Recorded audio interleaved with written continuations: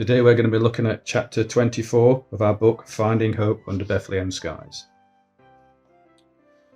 Today's reading is from Ruth chapter 4 verses 16 to 22. Then Naomi took the child in her arms and cared for him. The women living there said, "Naomi has a son," and they named him Obed. He was the father of Jesse, the father of David. This then is the family line of Perez. Perez was the father of Hezron. Hezron, the father of Ram. Ram, the father of Amminadab.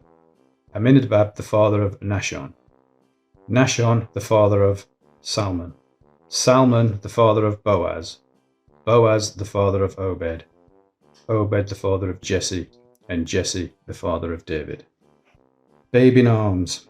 We sometimes use the old word Noel at Christmas time, meaning the good news of a joyful birth.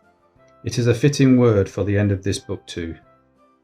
Naomi, the woman who lost her husband and both her sons, is now holding a young boy in her arms. This indeed is a glorious Noel. Beautifully, the Hebrew word for child, literally young lad, was last used when we were told Naomi was left without her two young sons. Now she has a young lad again, and what a journey it's been. In fact, as Naomi holds her grandson, we find the onlookers comment a little strange. Naomi has a son? Isn't this Ruth's boy? But this is the whole point. The spotlight falls on Naomi to show us how her situation has been completely reversed. Once empty, now her lap is filled with blessings. Twice she found herself surrounded by piles of grain that Boaz had given to Ruth. Now God has provided not just fruit of the land, but fruit of the womb. Her hair is here, and her emptiness has been turned to fullness. There is an everlasting light that shines even in the darkest of nights. But even this is no ordinary child.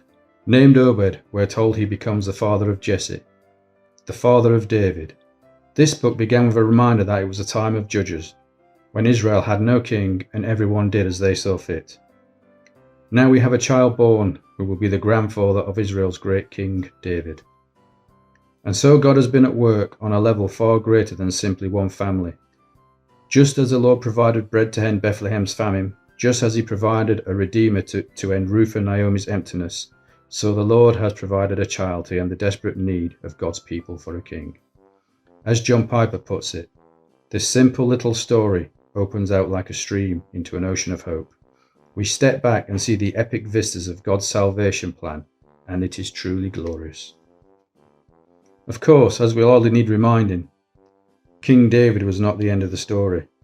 David's line weaves down through history to Bethlehem's most famous son, Jesus of Nazareth.